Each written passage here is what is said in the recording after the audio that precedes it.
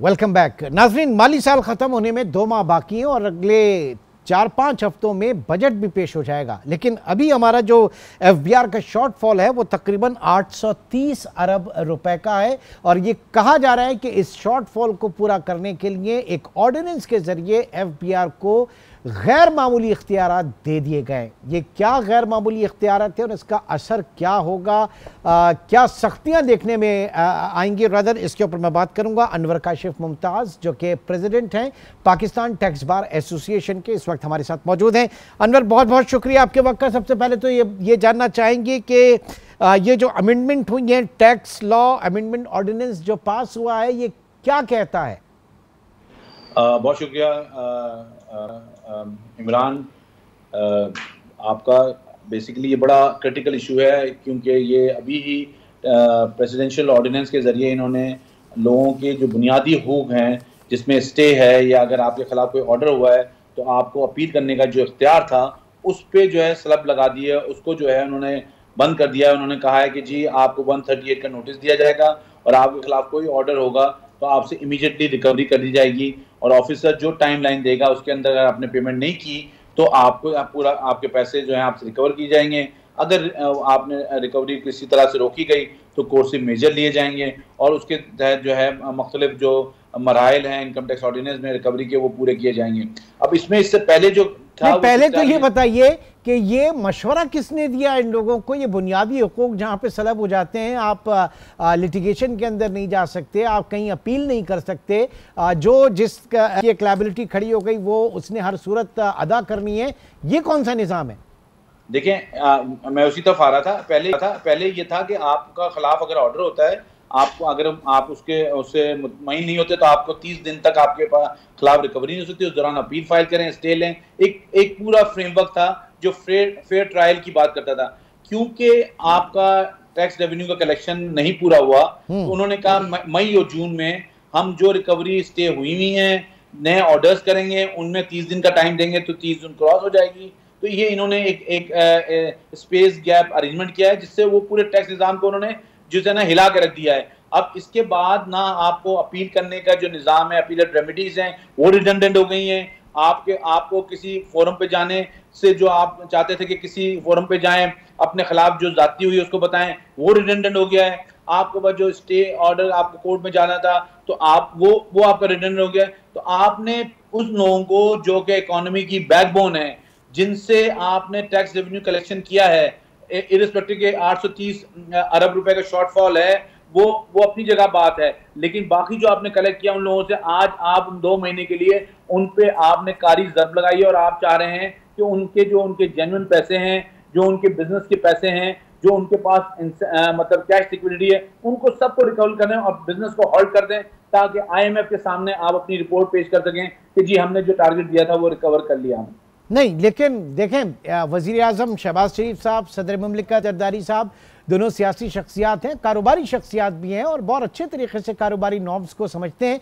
बल्कि प्रेसिडेंट जरदारी साहब ने तो एक ज़माने में कहा था कि नैब और इकॉनमी साथ साथ नहीं चल सकते। तो अब ये बताइए कि ये जो ऑर्डिनेंस है, ये प्रेसिडेंशियल ऑर्डिनेंस, इसकी क्या हैसियत समझी जाएगी? ये किस तरीके से आपके बिजनेसेस को किस तरह से मुतासिर करेगा? सर, हमारे यहाँ बड़ी शॉर्ट मेमोरीज हैं लोगों की। अनफॉर्चुनेटली जब आप अपोजिशन में होते हैं तो आप बयान कुछ देते हैं, जब आप हुकूमत में होते हैं तो अमल कुछ और करते हैं। तो इशू ये है कि इससे असल में वो लोग जो टैक्स फाइलर्स हैं, जो बिजनेस कर रहे हैं, जो एक्टिविटी कर रहे हैं, उनके खिलाफ एफबीआर को आपने एक नेकेड सॉर्ट दे दी है कि आप जिस तरह चाहें उनको उनके खिलाफ इस्तेमाल करें। आपको जो है ना ये शॉर्टफॉल 30 जून तक रिकवर करना है, वो इलीगल हो, वो किसी आपने चादर और चार दीवारी का एहतराम किया हो ना हो, आपने किसी तरह भी लोगों के साथ कोर्सिव मेजर लिए हो, आपको रिकवरी करनी है और आपने इस तरह इस पूरे निज़ाम को। लेकिन मैं ये बताता चलूं कि ये 30 जून का आप शायद टारगेट तो पूरा कर लें, लेकिन इस निज़ाम को आप वापस आप डिरेल कर रहे हैं, उसको वापस आप ट्रैक पे नहीं ला सकेंगे। ये बात SIFC को भी पता होनी चाहिए, ये बात वज़ीर आज़म को भी पता होनी चाहिए और सदर मुल्क को भी पता होना चाहिए जिन्होंने ये ऑर्डिनेंस साइन किया है। नहीं तो मुल्क भर की जो टैक्स बार एसोसिएशन क्या इसके ऊपर मौक़िफ़ होगा, आप ये भी बताइएगा। और दूसरा ये कि ये भी कहा जा रहा है कि किसी भी हुकूमती मुलाजिम को इनलैंड रेवेन्यू ऑफिसर के इख्तियारात दे दिए जाएंगे। ये बहुत सारी चीज़ें इस तरह की इसमें आ रही हैं। जी बिल्कुल, देखिए मैं इस वक्त पूरे पाकिस्तान की टैक्स बाज की नुमाइंदगी कर रहा हूँ और टैक्स बड़ी तशवीश पाई जाती है इस वक्त, और लोग जो हैं इस वक्त जो है उनके टैक्स पेयर्स के लिए बड़े परेशान हैं। बिकॉज देखें, हम तो कंसल्टेंट हैं, हम तो एडवाइजर्स हैं, हमारा हम कोशिश ये करते हैं कि टैक्स पेयर्स जो है ना उनको उनके साथ जाती ना हो, उनको जो कानून में जो उनके लिए गुंजाइश दी गई है उनको पूरी तरह उनको दिया जाए वो चीज़। लेकिन इस तरह के जो ऑर्डिनेंस हैं ये उनके लिए बहुत परेशान कुन बात है और बड़ी तशवीश पाई जा रही है, और हम इस पे कोशिश कर रहे हैं कि हम इस पे कोर्ट में भी जाएं और इसको आगे भी लेके जाएं और रिप्रेजेंटेशन भी फाइल करें। कल भी हम अखबार में अपना बयान दे रहे हैं और उसके बाद हम प्रेस कॉन्फ्रेंस भी करेंगे इस पे। यानी वो जो सारी कोशिशें थी कि आप टैक्स बेस को बढ़ाइए, नॉन फाइलर्स को आप फाइलर्स बनाइए, आप डॉक्यूमेंटेशन की तरफ जाइए, ये जो ऑर्डिनेंस है, इस तरह के जो इख्तियारात हैं, ये थोड़ा सा और रास्ता देंगे लोगों के कि वो अनडॉक्यूमेंटेड इकोनॉमी की तरफ जाएं।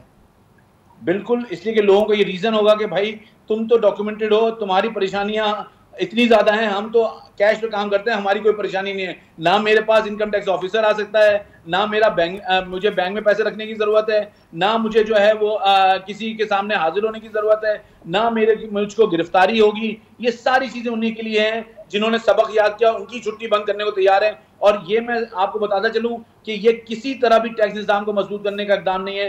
ये चाहे IMF के कहने पे किया जा रहा है, या FBR के कहने पे किया जा रहा है, या फाइनेंस मिनिस्ट्री के कहने पे किया जा रहा है, ये किसी तरह भी ये फायदेमंद नहीं होगा। इसके बड़े ही नेगेटिव इम्पैक्ट आएंगे, और इस तरह जो है ना आप जस्टिफाई नहीं कर सकते अपनी शॉर्टकमिंग को, या अगर आपने रेवेन्यू टारगेट अनरियलिस्टिक रखा है ठीक है, उसको अचीव करने के लिए आप जो है इस तरह के मेजर्स नहीं ले सकते हैं। यानी हम ये कह सकते हैं कि मकतबे इश्क का निराला ये दस्तूर देखा, उसे छुट्टी ना मिली जिसने सबक याद किया। बिल्कुल सही बात। बहुत बहुत शुक्रिया, बहुत बहुत शुक्रिया। Anwar Kashif Mumtaz, Pakistan tax bar association हमारे साथ मौजूद थे।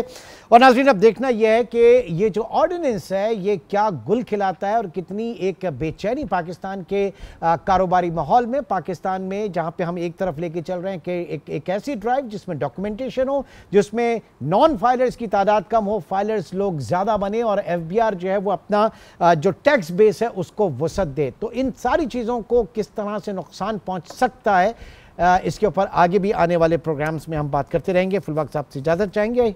अपना बहुत ख्याल रखिएगा। अल्लाह हाफिज़।